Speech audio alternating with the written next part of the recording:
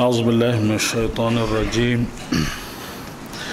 بسم الله الرحمن الرحيم. السلام عليكم ورحمة الله تعالى وبركاته. الفاتحة. أعوذ بالله من الشيطان الرجيم. بسم الله الرحمن الرحيم. الحمد لله رب العالمين الرحمن الرحيم مالك يوم الدين إياك نعبد وإياك نستعين اهدنا الصراط المستقيم صراط الذين أنعمت عليهم غير المغضوب عليهم ولا الضالين. بسم الله الرحمن الرحيم. الحمد لله رب العالمين والصلاة والسلام على أشرف الأنبياء والمرسلين وعلى آله وصحبه أجمعين. سبحانك لا علم لنا إلا ما علمتنا إنك أنت العليم الحكيم ولا حول ولا قوة إلا بالله العلي العظيم. Saudara dan saudari sekalian, pertama-tama kita mengucap syukur kehadrat Allah Subhanahu wa taala dengan kesyukuran yang tidak terhingga banyaknya di atas segala limpahan nikmatnya dan rahmatnya kepada kita semua, khususnya nikmat Islam yang kita miliki ini.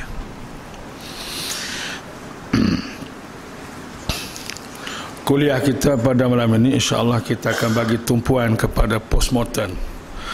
Postmortem kepada ayat yang kita baca di berkenaan dengan bulan Ramadan.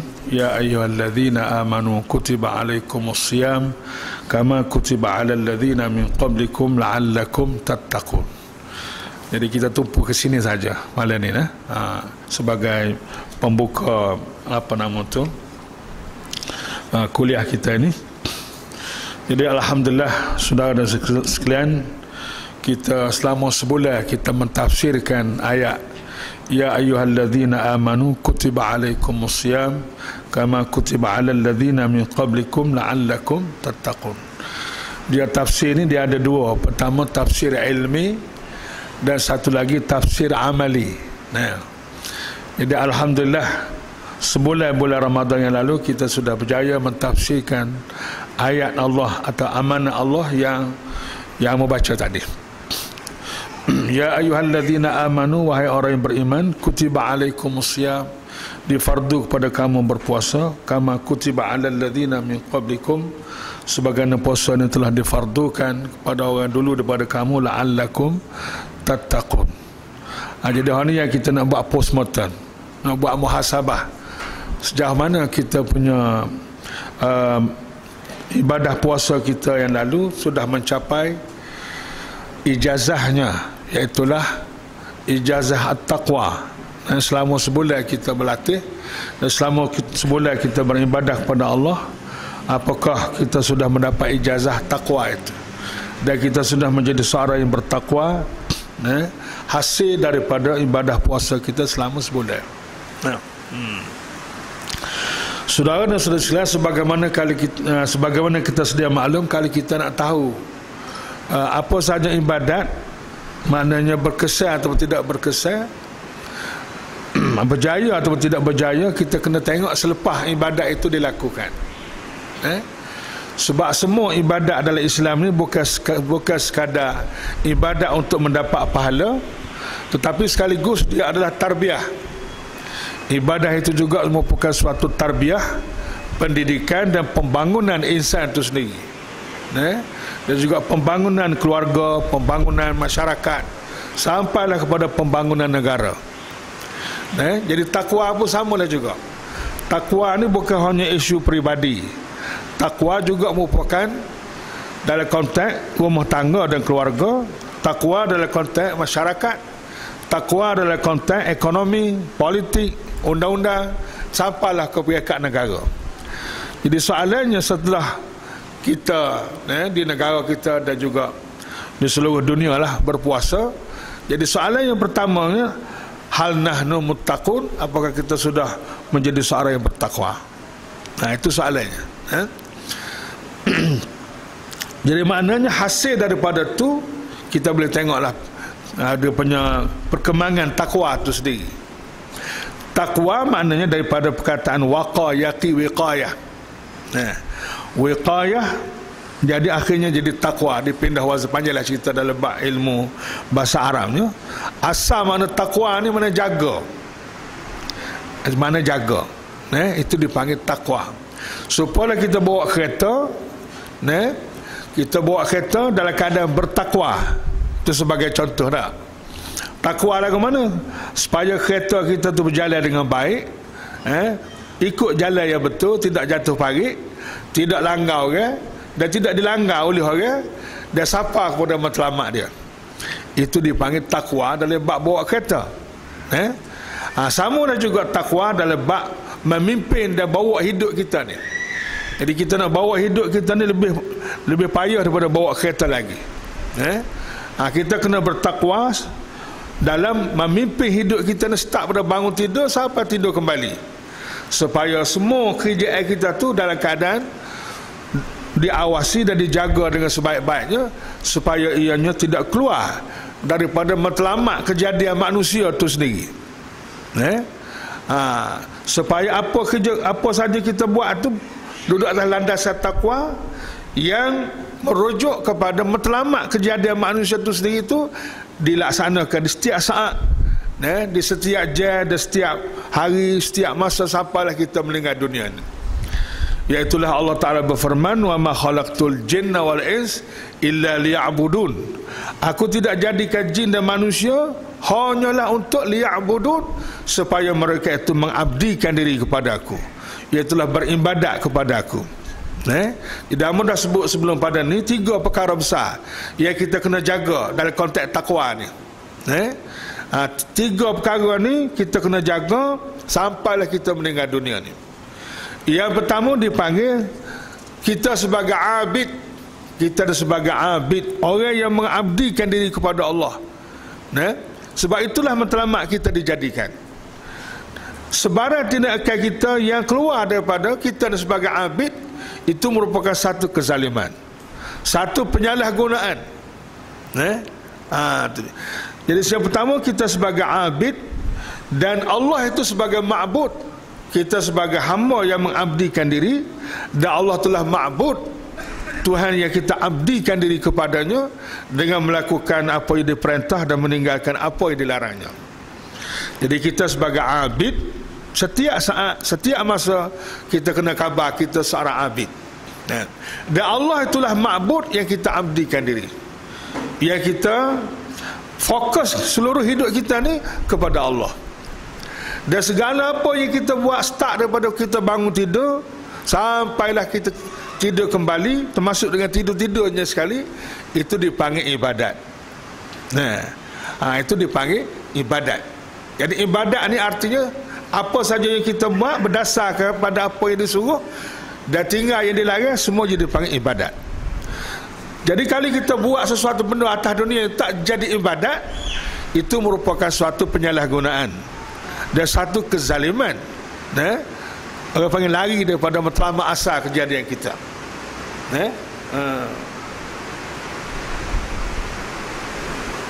Itu 3 istilah yang kita kena ingat.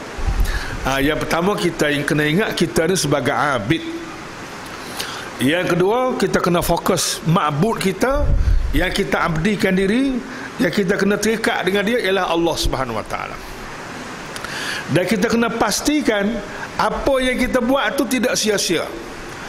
Bila tidak sia-sia, apabila dia jadi ibadat. Kalau tidak jadi ibadat, maka sia-sialah dia. Sama ada benda tu dalam bentuk perbuatan ke, perkataan ke, ingatan ke, perasaan ke, apa sajalah. Kalau tak jadi ibadat, dia jadi sia-sia lah. Dia jadi punah lah. Sebab tu kita kena fokuskan hidup ni biar jadi ibadat semua. Tidak mahu dah sebut sebelum pada ni, untuk menjadikan seluruh hidup kita nak ibadat, maka dia kena ada dasar dia. Jadi kita kena cerdik, dia kena pandai, biar mahin, supaya kerana hidup ni sekali sorat, sekali tak ada malam ni pun sekali, sekali je, tak ada boleh 2 kali. Sekali je. Kalau jadi pun jadilah, kalau tak jadi pun tak jadilah. Jadi untuk memastikan seluruh hidup kita ni, lahir dan batin, apa saja yang kita buat jadi ibadat, kena ada beberapa perkara yang penting. Kena berdasar pada beberapa perkara. Nombor satu sekali ialah beriman kepada Allah. Itu memang itu asas. Beriman kepada Allah ni itu asas. Nombor dua, kena ikut syariat. Nombor tiga, mestilah ikhlas. Tiga syarat tu. Tiga perkara tu barulah jadi semua hidup kita ni jadi ibadat. Nombor satu, beriman dengan ni rukun iman tu. Kemudian yang kedua, jaga syariat. Dan syariat ni dah sebut banyak kali dah. Ada 5 saja dah. Ada hak wajib, ada hak sunat, ada hak harus, ada hak haram, ada hak makruh. 5 tu kena jaga. Ada satu lagi haram halal. Haram halal pun termasuk dalam konteks itulah juga. Kemudian satu lagi ialah keikhlasan kita kepada Allah Subhanahu Wa Taala. Itulah apabila kita buat berdasar pada iman dan berdasar kepada syariat dan ikhlas kerana Allah Ta'ala, buatlah berapa batas dunia ni, maka dia jadi ibadat. Dia jadi ibadat. Jadi apabila kita sebagai seorang abid dan yang berjaya melaksanakan kerjaan kita dalam konteks ibadat, mana jadi ibadat, mana jadi hidup tu, berjaya kita buat sehingga apa kita buat tu jadi ibadat. Jadi kalau kita buat tu walaupun dapat berjaya dari segi zahir, tapi tidak diiktiraf oleh Allah sebagai ibadat, itu gagal namanya. Itu penyalahgunaan nama, itu zalim namanya. Sebab kita gagal menjadikan dia sebagai ibadat. Itulah sebagaimana tuan-tuan semua, seorang jadi pegawai kerajaan. Pegawai kerajaan ni dipanggil government servant. Government servant tak hamba lah tu. Government servant makna hamba kerajaan, tapi orang tak panggil hamba lah, dia panggil pegawai kerajaan dah. Jadi dia sebagai seorang pegawai ni, dia duduk mana pun dia adalah sebagai seorang kaki tangan kerajaan, dia pegawai kerajaan. Dan dia sebagai seorang pegawai kerajaan dan kaki tangan kerajaan ni, dia senantiasa sedar dia ni kaki tangan kerajaan dan dia ni pegawai kerajaan. Tidak gitu ni? Hari cuti pun dia berasa dia pegawai kerajaan, hari tidak cuti sama telah lah. Dia berasa sama dia ni seorang pegawai kerajaan. Maka hati dia senantiasa terikat dengan peraturan-peraturan dia sebagai seorang pegawai kerajaan. Jadi apa saja yang dia buat, di mana majikan dia ni kerajaan lah, dia buat apa saja pun dia merujuk kepada tuntutan atau kehendak majikan dia. Jadi apa saja yang dia buat berdasar kepada tuntut kerajaan atau majikan dia tu, maka apa yang dia buat tu diberi bayaran. Sama ada bayaran gaji atau bayaran allowance. Tapi kalau kerjaan dia tu luar daripada tindakan dia tu tak termasuk dalam dia sebagai seorang pegawai, orang panggil kerjaan yang tidak rasmi, maka itu tidak dipanggil ataupun kerjaan yang rasmi yang dibayar gaji atau dibayar allowance. Begitu sebagai contoh dah. Atau orang jadi pegawai kerajaan, dia senantiasa terikat hati dia, dia tidak sedar dia sebagai pegawai kerajaan. Dan hamba Allah ni lebih pada tu lagi lah. Hamba Allah ni lebih pada tu lagi, mana hati dia kena senantiasa terikat dengan ma'bud dia, dengan Allah Subhanahu Wa Taala. Dan dia kena khabar dia sebagai abid yang senantiasa bersedia untuk melaksanakan apa saja perintah Allah Subhanahu Wa Taala. Dan dia senantiasa bertakwa kepada Allah supaya apa yang dia buat ni jadi ibadat dan tidak sia-sia. Dan kemuncaknya apa? Kemuncaknya ialah kemuncak sekali ialah fadkhuli fi ibadi wadkhuli jannati. Itu kemuncak sekali. Wa'bud rabbaka hatta ya'tiyakal yaqin. Beribadatlah dan abdikanlah dirimu kepada Allah hatta ya'tiyakal yaqin, sehingga kamu didatangi oleh kematian. Al-yaqin di situ makna kematian. Mana ibadat ni berterusan sampailah kita dijemput oleh Allah Subhanahu Wa Taala, kembali kepada Allah dengan melalui proses mati. Mati itu sebenarnya bukan mati. Mati itu satu proses untuk hidup kekal abadi. Jadi daripada hidup era yang tidak kekal masuk kepada era hidup yang kekal abadi melalui proses mati. Supolah kita dulu hidup yang lebih bebas semasa kita duduk dari perut ibu dulu. Tidak luas sangat hidupnya, tapi melalui proses melahir dan beranak mari ke dunia ni, jadi hidup kita lebih luas dan lebih hebat lagi. Kita duduk dari perut ibu dulu sepik ya hidupnya. Kita mari ke dunia ni, luas melalui proses kelahiran. Sekarang satu proses kematian. Daripada hidup yang sepik di dunia ni kepada hidup yang lebih luas lagi di akhirat nanti, dalam kehidupan siri terakhir kehidupan kita, itu melalui proses mati. Mati di mana berpisah di antara roh dengan jasad buat kali yang kedua. Dulu pernah kita pisah dah, roh duk suku, jasad duk suku kan. Dipasangkan roh dengan jasad dalam perut ibu. Sekarang kita berpisah semata. Kemudian kita akan dipasai balik. Wa idzan nufusu zuwijat. Wa idzan nufusu zuwijat. Ingatlah apabila manusia-manusia itu zuwijat, dicantum atau dikahwinkan semula di antara roh dengan jasadnya semasa hari kiamat nanti. Begitu. Jadi kemuncaknya pada khuli fi ibadi. Masuklah kamu ke dalam senarai hamba-Ku, wadkhuli jannati, dan masukkanlah kamu dalam syurga-Ku. Itu kemuncak ibadah kita. Itulah kemuncaknya. Dan itulah wawasan kita yang paling tinggi sekali. Iaitulah untuk menjadikan kita diterima oleh Allah dan dimasukkan dalam senarai hamba Allah, dan kemuncaknya ialah syurga Allah. Dan itulah masa depan kita yang hakiki dan abadi buat selama-lamanya. Dan apabila kita sebut syurga ni, tuan-tuan semua, bahasa berkenaan syurga ni masih lagi orang Melayu kita tidak begitu, tak menarik minat sangat. Tak tahulah sebab apa. Boleh jadi juga maklumat-maklumat tentang syurga ni tidak berapa ni sangat. Walaupun bagaimana syurga ni satu istilah kepada suatu kehidupan yang hakiki dan abadi. Itulah kemuncak kehidupan kita yang kekal abadi buat selama-lamanya. Dan syurga ni kita jangan persepsi, pandangan kita terhadap syurga ni jangan berasa macam sebuah rumah atau semacam sebuah kampung, semacam sebuah taman gitu je, atau semacam sebuah wilayah ataupun negeri, atau sebagai sebuah negara. Bukan begitu. Gambaran tentang syurga tu sendiri. Tuhan kata fadkhuli fi ibadi, masuklah kamu ke dalam senarai hamba-Ku, kerana kamu sudah berjaya menjadi hamba, sudah berjaya dalam menjadikan Allah sebagai ma'bud dan berjaya dalam ibadat, maka Allah Ta'ala senaraikan kita ke dalam senarai hamba Dia, dan kita dianugerahkan syurga. Dan syurga ni merupakan satu kehidupan yang terakhir, dan disebut dalam hadis Nabi sallallahu alaihi wasallam. Nabi kata orang yang paling lekeh adna rajulin minkum, orang yang paling lekeh di kalangan kamu, diberi syurga, yu'ti mulkahu, diberi syurga, pemerintahan, sebuah pemerintahan, sebuah kerajaan.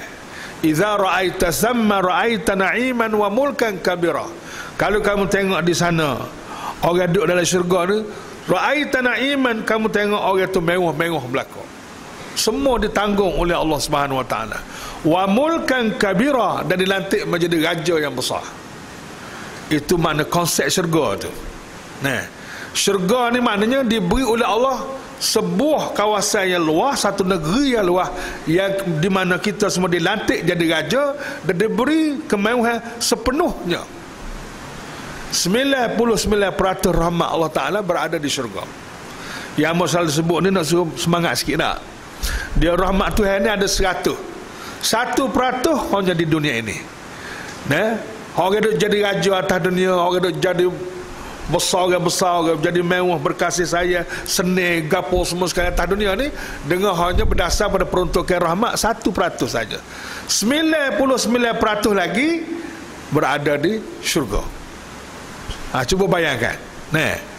Lala ni kalau sebut raja, kita tengoklah mewahnya orang jadi raja dah. Tamu-tamu orang jadi agung jadi agung, jadi raja semua. Ikutlah mana-mana raja pun. Memang cukup mewah. Nah, jadi kitanya duduk telah Elio gitu ya lah. Kau tidak raja dah. Nah, di akhirat nanti kita semua dilantik menjadi raja. Raja dengan menikmati 99% rahmat Allah Ta'ala.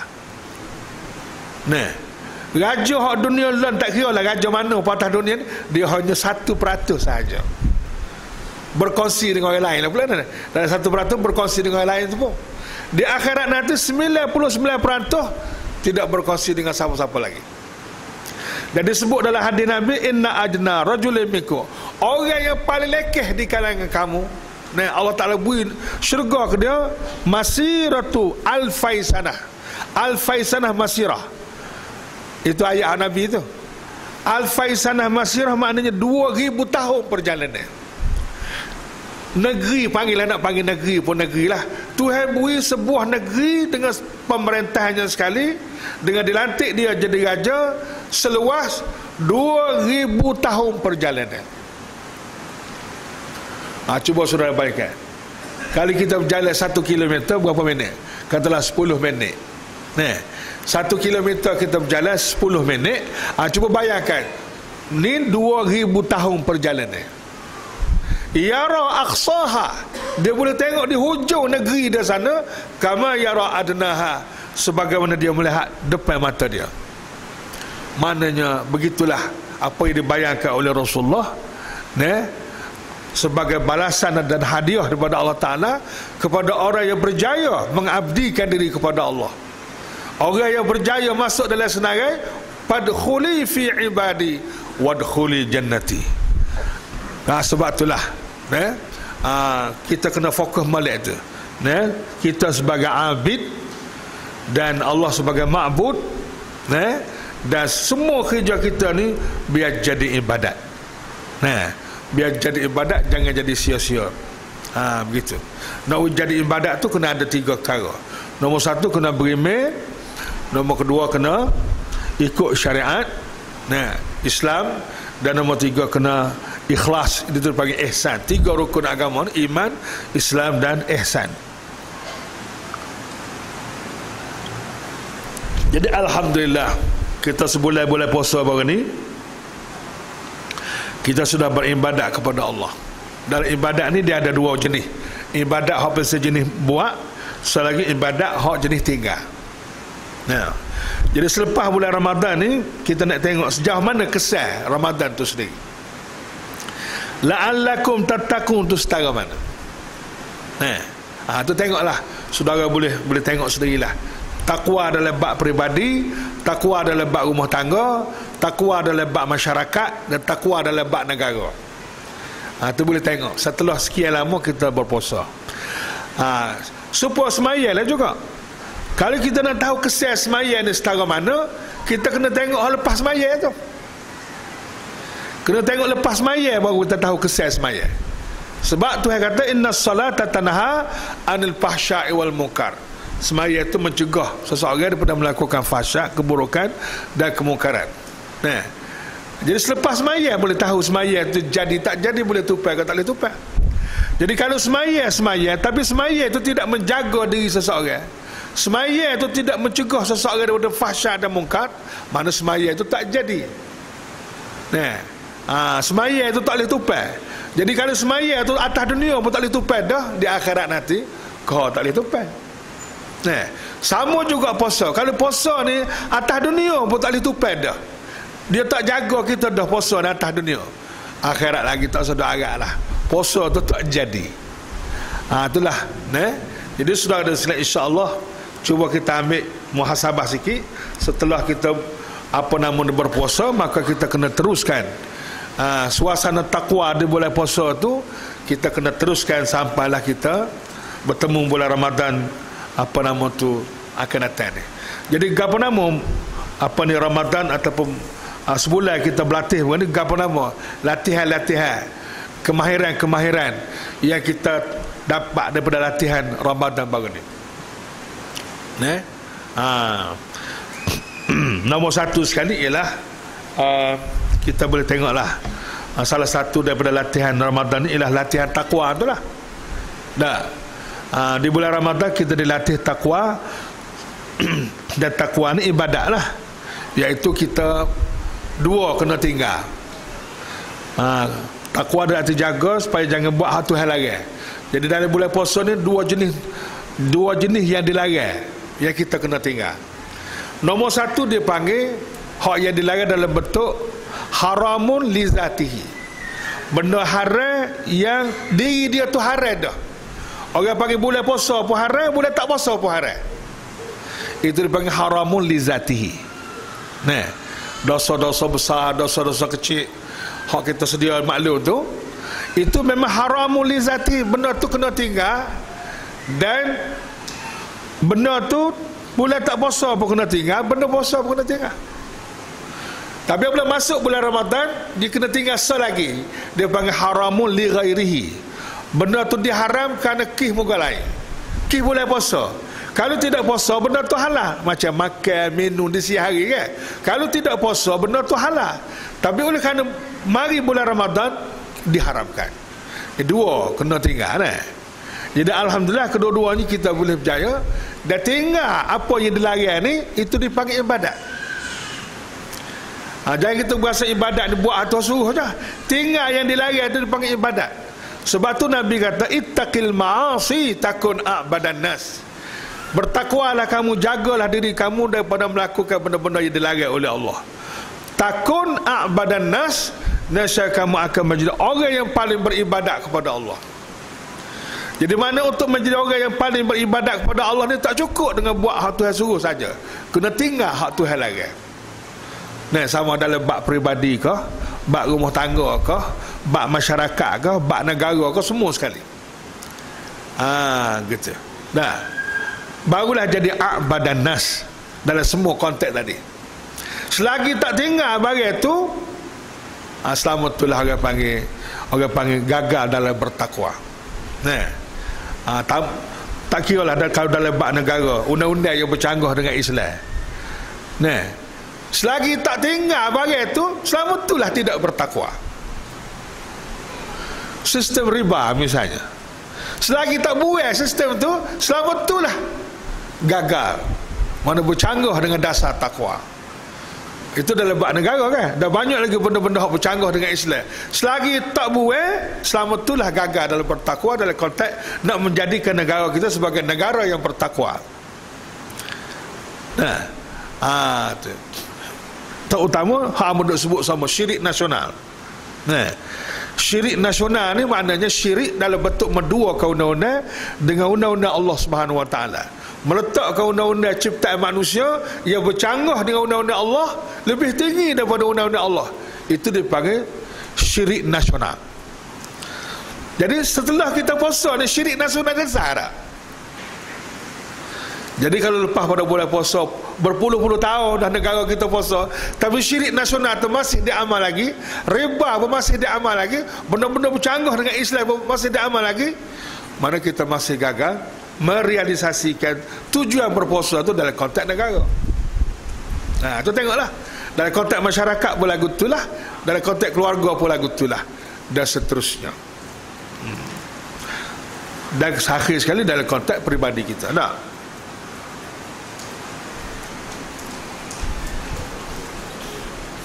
Itulah maknanya ibadat ni kita kena tengok selepas pada tu,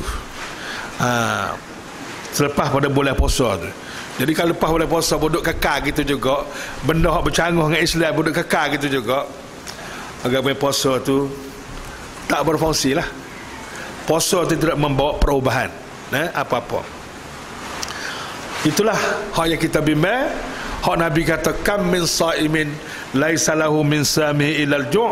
Beberapa banyak orang puasa tapi tak boleh apa satu kecuali lapar dan dahaga.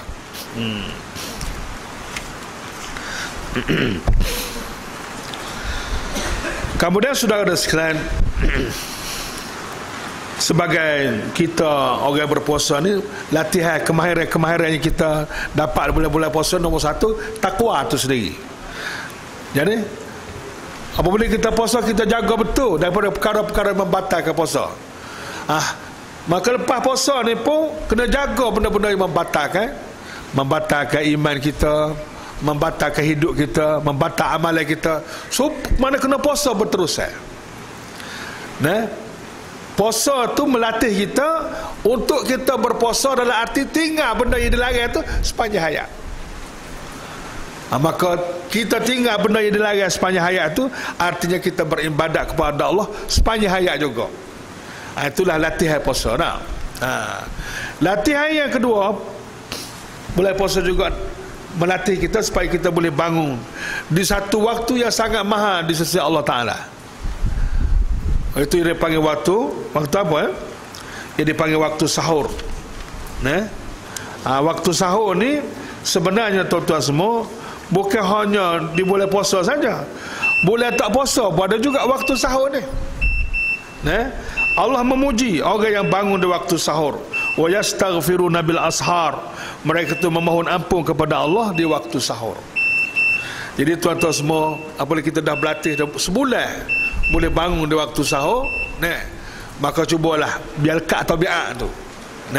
Biar lekat tabiat boleh bangun di waktu sahur, di waktu akhir malam tu. Sebab di waktu akhir malam ni sangat-sangat mahal nilainya di sisi Allah Subhanahu Wa Taala. Jangan sia-siakan dengan tidur. Sebagaimana apa nama tu,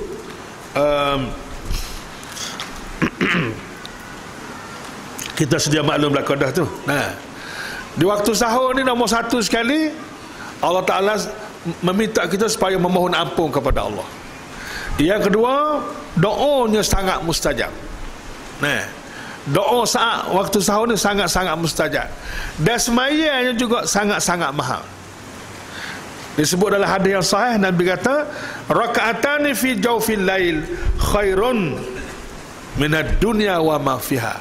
2 rakaat di waktu tengah malam itu, sampailah ke akhir malam lah, lebih baik dari dunia dan apa yang ada dalam dunia ini.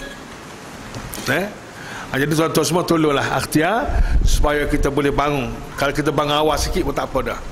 Bangun awal sikit boleh ambil waktu sahur dan kita boleh teruskan amalan Ramadan kita duk berlatih tu, ialah di waktu sahur.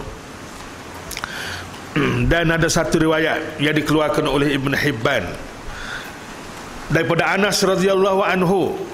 Hadis ni hadis marfu', yarfa'uhu ila Nabi sallallahu alaihi wasallam qala, Anas berkata, Nabi bersabda, salatun fi masjidi ta'dilu bi asyrati alafi salah. Semaya di masjidku ini semaya di masjidku ini sama dengan 10,000 semaya di masjid lain. Satu semaya yang kita semaya di masjid Nabi itu sama dengan 10,000 semaya di masjid lain. Tak ada cek lah, kita tak ada masjid Nabi sini kan. Masjid Nabi duduk di Madinah.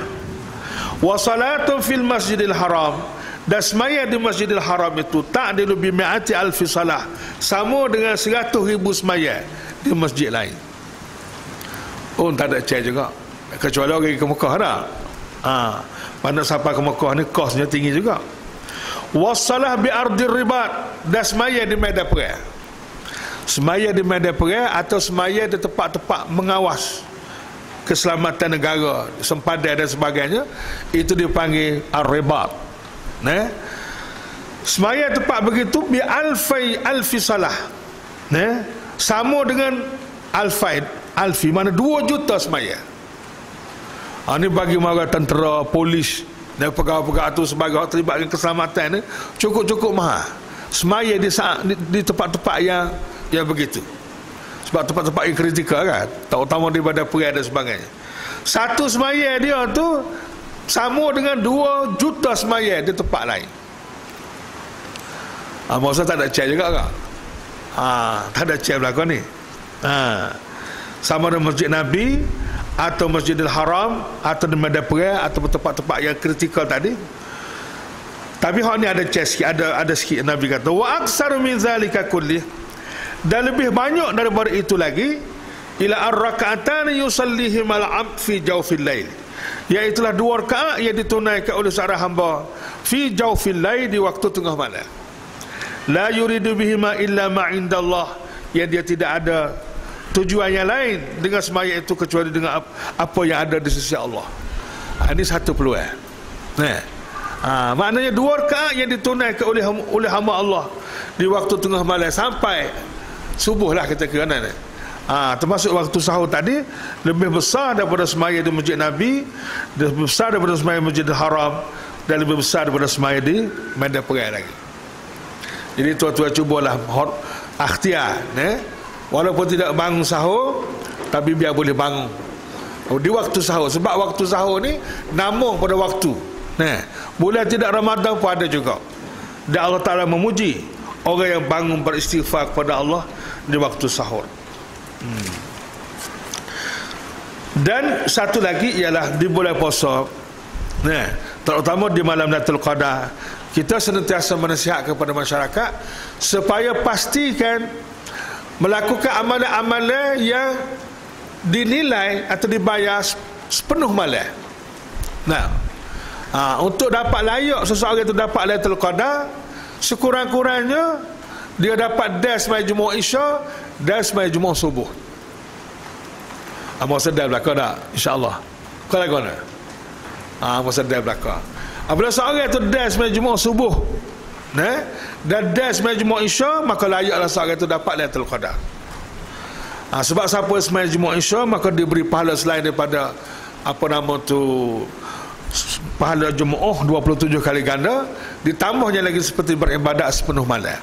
Dan siapa dia sembahyang subuh berjemaah, maka diberi pahala seperti beribadat sepenuh malam.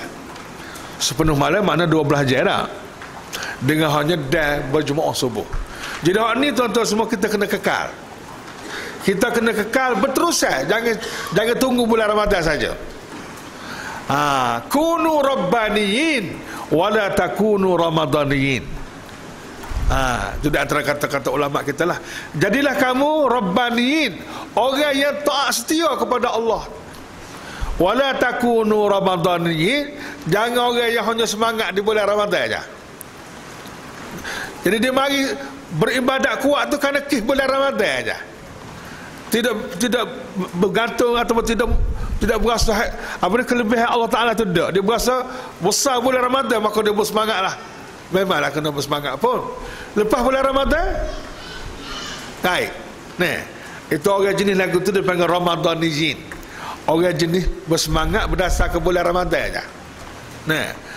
Jadi tak sih, kita kena Rabbaniyin, orang yang bertuhan kepada Allah. Di mana Allah ni bulan Ramadan ke bulan tidak Ramadan ke, dia adalah tetap ma'bud, hamba tempat kita mengabdikan diri sampailah kita mendengar dunia ini. Cuba akhtiar lah biar boleh kita ni dapat orang panggil ibadat sepenuh malam dengan subuh berjemaah dan isya berjemaah. So lagi tuan-tuan sebagai tambahan lah, sebagai tambahan hak amalan yang tapi lepas bulan Ramadan ni tak ada dah lah. Nabi kata siapa dia semaya berjemaah bersama imam, siapa dia semaya tarawih qiyam bersama imam, dia sudah sekali dengan takmir, maka dia juga diberi pahala seperti beribadat sepenuh malam. Tapi kamu dah tengok kebanyakan masjid ada separuh ada sudah dengan takmir dan ada separuh lagi tak ada sudah. Pergi tempat hak semaya 20 siapa 8 tubik kan, tak ada sudah sekali takmir. Pergi hak tempat 8 pula siapa 4 tubik selalu. Jadi ambil sekerak-sekerak ya. Berkata keturunan dia jadi keturunan sekerak lah. Berkali kalau ada lah pula orang buat pak berkali, siapa 2 tinggal juga tu. Masa keturunan dia gitu, ambil sekerak ya. Jadi tak ada dah tu. Hak semaya sudah sekali dengan takmir ni. Cuma ada selagi peluangnya ialah tuan-tuan ambil hal ni. Ini pun satu lagi amalan yang Nabi kata man qara'a akhir Ali Imran. Siapa dia baca akhir surah Ali Imran fi lailatin kutiba lahu qiyamul lailah. Ni hal lebih ringan lagi. Siapa dia baca ayat akhir surah Ali Imran, ditulis baginya seperti dia beribadat sepenuh malam juga. Ni tuan-tuan kena baca sebelum nak tidur ni.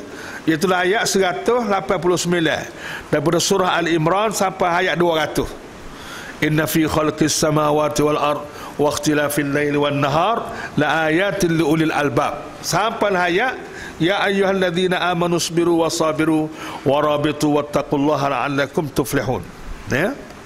Ini hadis yang diriwayatkan oleh Ad-Darimi. Nabi kata siapa dia baca akhir surah Ali Imran ini ayat 189 sampai ayat 200, maka dia diberi pahala seperti beribadat sepenuh malam. Tolong ingat. Dan satu lagi hadis Nabi SAW, Nabi kata man qara'a ayataini, siapa dia baca dua ayat ini min akhir suratil Baqarah fi lailatin kafatahu, siapa dia baca dua ayat akhir surah Baqarah ini, kafatahu, cukuplah baginya. Maksud cukuplah baginya di sini sebagai beribadat sepenuh malam. Sebagai beribadat sepenuh malam, satu tafsir. Atau cukup baginya daripada gangguan syaitan. Tolong baca ni, tolong ajar ke anak-anak semua. Iaitulah akhir surah Baqarah ni, iaitulah start daripada lillahi ma fis samawati wa ma fil ard. Wa in tubdu ma fi anfusikum aw tukhfuhu yuhasibkum bihillah sampai akhir. Jadi dengan kita baca lagu tu, maka dianugerahkan kepada kita seperti beribadat sepenuh malam juga. Tolong bantulah. Akhir sekali, oleh kerana puasa Ramadan sudah habis, tetapi kita masih berpeluang untuk berpuasa sepanjang hayat, untuk beribadat kepada Allah sepanjang hayat melalui puasa. Lagu mana nak buat? Kita nak beribadat kepada Allah dengan melalui puasa. Melalui semaya itu satu hal, ni melalui puasa pula. Nak beribadat sepenuh masa sepanjang hayat, nak lagu mana? Ini ambillah peluang-peluang ini. Sebab ibadat puasa ni Nabi kata la idla lahu, tidak ada satu ibadat pun yang boleh banding dengan puasa ni. Ada seorang sahabat namanya Abi Umamah. Abi Umamah ni pernah ditanya, ya Rasulullah, dullani ala amalin adkhulu bihil jannah. Dia kata, ya Rasulullah, tolonglah tunjuk kepada hamba satu amalan ia boleh melayakkan hamba ni masuk syurga dengan jasa dia. Kata Rasulullah, alaika bis-saum, wahai Abu Umamah, kamu kena selalulah berpuasa. Fa innahu la mislalahu, tidak ada satu ibadat pun yang boleh banding dengan puasa. Sama ada puasa sunat atau puasa fardu. Pakana Abu Umamah la yura fi baitihi dukhan naharan. Selepas pada tu, maka diriwayatkan bahawa Abu Umamah ni tidak dapat dilihat lagi di rumah dia ad-dukhan, asap. Mana dapur tak berasak lagi lepas pada tu. Naharan di waktu siang, illa idza nazala bihim daifun, kecuali apabila tamu mari. Ayatnya Abu Umamah dia antara sahabat yang banyak berpuasa, sehingga di waktu siangnya dapurnya jarang berasak. Kecuali punya tamu mari. Itu sahabat punya kehebatan lah. Jadi kita ni tuan-tuan semua, untuk nak kita berpuasa sepanjang hayat ni lah ke mana? Supaya kita menjadi orang yang beribadat kepada Allah melalui puasa sepanjang hayat. Mari tuan-tuan ambil ingatan ni. Alhamdulillah kita sudah puasa dah Ramadan. Lepas tu Nabi kata man sar Ramadan summa atba'ahu syittan min Syawal kana kasiyamid dahri. Siapa dia puasa bulan Ramadan kemudian diikuti pula dengan 9 hari daripada bulan Syawal, maka kana kasiyamid dahri, maka dia diberi pahala seperti puasa setahun. Boleh?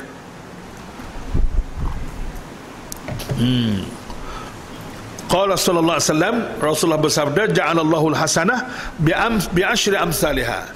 Ini dasar ni, skim kerajaan Allah Taala. Nabi kata Allah Taala jadikan setiap kebaikan ni 10 kali ganda.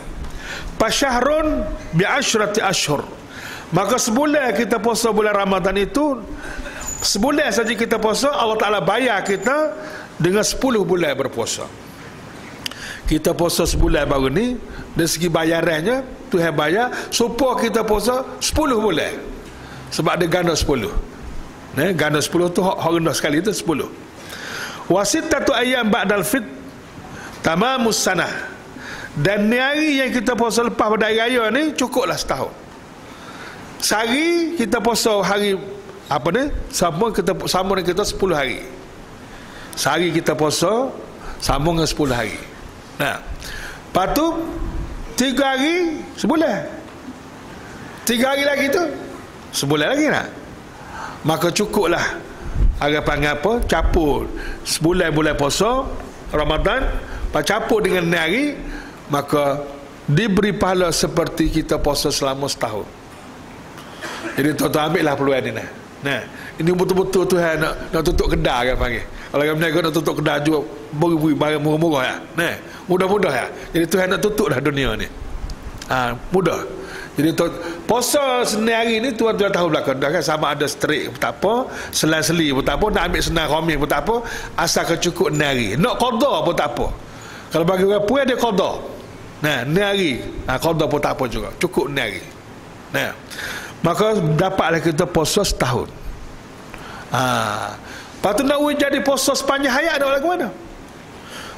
Nak jadi sepanjang hayat ni kena ada lagi peluang, iaitulah puasa 3 hari sebulan.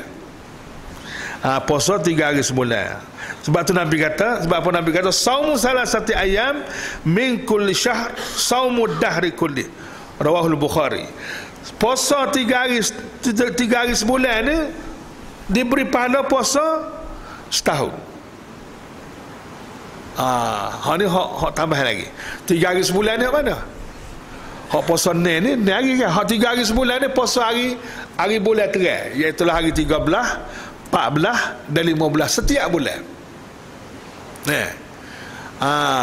Jadi kalau kita nak buat rekod sejarah kita puasa sepanjang tahun dan puasa sepanjang hayat, jagalah puasa ni 3 hari sebulan. 13 hari bulan Islam gitulah. 13 hari bulan cerah tu. 13, 14 dan 15. 3 hari dalam sebulan. Nabi kata puasa 3 hari dalam sebulan ni sama dengan puasa setahun. Jadi kalau kita tak tinggal sepanjang hayat 3 hari, berarti kita berjaya puasa sepanjang hayat. Hanya modal 3 hari sebulan je. Nah, ini peluang yang Tuhan beri kita, cubalah ambil kesempatan ini. 3 hari sebulan tu bukan sebulan tu saja, tiap-tiap bulan lah. Nah, maknanya kalau tiap-tiap 3 hari sebulan, artinya dalam setahun berapa? Dalam setahun jadi jatuh 30 hari juga. Kalau kita puasa bulan Ramadan sebulan, campur dengan ni hari 30 hari tak? Tu dah boleh setahun situ. Lepas tu puasa pula 3 hari sebulan, dalam masa 12 bulan jadi berapa hari? 30 hari juga. Jadi dengan 30 hari itu diberi pahala seperti berpuasa setahun. Jadi kita boleh tahan 3 hari itu sepanjang hayat kita, maka berarti kita puasa sepanjang hayat. Itulah merasa tuan-tuan semua, ambillah kesempatan ini betul-betul Allah Ta'ala nak bagi kepada kita semua peluang untuk melayakkan kita semua menjadi hamba Allah yang insya-Allah kita semua termasuk dalam senarai ibadi. Padkhuli fi ibadi, masuklah kamu ke dalam senarai hamba-Ku, wadkhuli jannati, dan masuklah kamu ke dalam syurga-Ku. Ingat, tiap-tiap hari, tiap-tiap masa, pastikan kita ingat 3 perkara tak. Aku ni hamba Allah, abid, Allah tu sebagai ma'bud, dan pastikan semua kerjaan kita buat, start pada bangun tidur sampai tidur kembali, seluruh hidup kita ni adalah ibadat kepada Allah Ta'ala. Wallahu alam. Yang baik semua daripada Allah, yang kurang daripada hamba meminta maaf banyak, ada terkasar bahasa. Wallahu a'lam. Wassalamualaikum warahmatullahi taala wabarakatuh. A'udzubillahi minasyaitonir rajim. Bismillahirrahmanirrahim. Alhamdulillahi rabbil alamin. Wassalatu wassalamu ala asyrafil anbiya wal mursalin wa ala alihi wa sahbihi ajma'in. Ya Allah, ya Tuhan kami, ampunilah dosa kami dan maafkanlah kesilapan kami lahir dan batin. Ya Allah, ampunilah dosa kami dan dosa 2 ibu bapa kami, dosa keluarga kami, dosa masyarakat kami, dan dosa seluruh umat Islam yang telah mati dan yang masih hidup, dan juga umat Islam yang akan datang selepas kami hingga hari kiamat.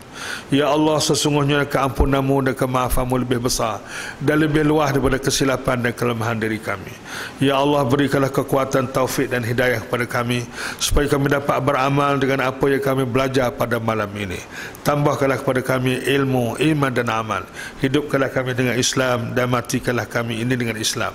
Ya Allah, kami pohonkan segala apa yang pernah dipohon oleh Nabi kami Muhammad sallallahu alaihi wasallam, dan kami minta perlindungan daripada segala apa yang pernah diminta perlindungan oleh Nabi kami Muhammad sallallahu alaihi wasallam. Ya Allah, kami pohonkan segala kebaikan yang Engkau ketahui, dan kami minta perlindungan daripada segala kejahatan yang Engkau ketahui. Ya Allah, jadikanlah segala apa yang Engkau telah takdirkan kepada kami semuanya adalah baik. Ya Allah, jika Engkau telah mentakdirkan kepada kami suatu takdir yang tidak baik, maka kami memohon dengan kebesaran dan keagungan-Mu, semoga Engkau menggantikannya dengan takdir yang baik. Hidupkanlah kami dengan Islam dan matikanlah kami ini dengan Islam. Ya Allah, Engkau sajalah yang mengetahui berapa lama lagi kami akan berada di dunia ini. Ya Allah, jangan Engkau keluarkan kami dari dunia ini sehingga kami telah berjaya menunaikan tanggungjawab kami sebagai hamba Engkau dan khalifah Engkau di bumi ini, dan sehingga kami dapat bertaubat daripada segala dosa dan kesalahan kami dan menyelesaikan masalah kami dengan manusia serta membayar segala hutang-hutang kami. Ya Allah, hidupkanlah kami dengan Islam dan matikanlah kami ini dengan Islam. Akhirilah hayat kami ini ya Allah dengan husnul khatimah dan dengan kalimah la ilaha illallah Muhammadur Rasulullah. Ya Allah, selamatkanlah kami semasa kami berada di dalam kubur. Jadikanlah kubur kami itu salah satu taman dari taman-taman syurga, dan jangan Engkau jadikan kubur kami itu salah satu lubang daripada lubang-lubang neraka. Berikanlah kekuatan kepada kami supaya kami dapat menjawab semua soalan mungkar dan nakir. Ya Allah, selamatkanlah kami semasa dunia ini dihancurkan segala-galanya. Selamatkanlah kami semasa kami dibangkit dari kubur menuju mahsyar. Selamatkanlah kami ya Allah semasa kami berada di padang mahsyar. Naungilah kami ini ya Allah dengan naungan Al-Quran, naungan sedekah-sedekah kami dan naungan arasy Engkau. Ampunilah dosa kami dan maafkanlah segala kesilapan kami dan kelemahan diri kami semasa kami dihisab di mahkamah Engkau. Hisabkanlah kami ini ya Allah dengan hisabnya sedikit dan ringan. Berikanlah peluang kepada kami supaya kami dapat bertemu dengan pemimpin agung kami Nabi Muhammad sallallahu alaihi wasallam serta memperolehi syafaatnya. Ya Allah, ya Rahman, ya Rahim, ya Zal Jalal wal Ikram. Jadikanlah kami ini hamba-Mu yang berjaya di dunia ini, berjaya di akhirat nanti, berjaya menerima keputusan amalan kami dengan tangan kanan, dan berjaya meminum minuman di kolam Nabi kami Muhammad sallallahu alaihi wasallam. Ya Allah, selamatkanlah kami semasa kami melalui titian sirat yang sangat menakut dan menggerunkan kami. Selamatkanlah kami ya Allah daripada neraka dan sebab-sebab yang membawa kami ke neraka. Ya Allah, masukkanlah kami ini ke dalam syurga Engkau dan dapat bertemu dengan Engkau serta dapat melihat wajah dan diri Engkau yang maha agung dan maha suci serta memperoleh keredaan Engkau sebagaimana yang Engkau janjikan kepada kami. La haula wala quwwata illa billahil aliyyil azim. Ya Allah, perkenankanlah segala permohonan kami, mustajabkanlah segala doa kami, tunaikanlah segala hajat kami, selesaikanlah segala masalah kami, bayarkanlah segala hutang kami, sembuhkanlah segala penyakit kami, kuatkanlah segala kelemahan kami, sempurnakanlah segala kekurangan kami, jayakanlah segala usaha kami, capaikanlah segala cita-cita kami, bukakanlah segala pintu rezeki yang halal bagi kami, selesaikanlah segala masalah keluarga dan anak cucu kami, satukanlah hati-hati kami, menangkanlah perjuangan kami dengan berkat Nabi kami Muhammad sallallahu alaihi wasallam, dengan keramat Al-Quranul Karim dan dengan berkat amalan kami yang paling ikhlas. Wa sallallahu ala sayyidina Muhammadin wa ala alihi wa sahbihi ajma'in. Walhamdulillahi rabbil alamin. Wassalamualaikum warahmatullahi taala wabarakatuh.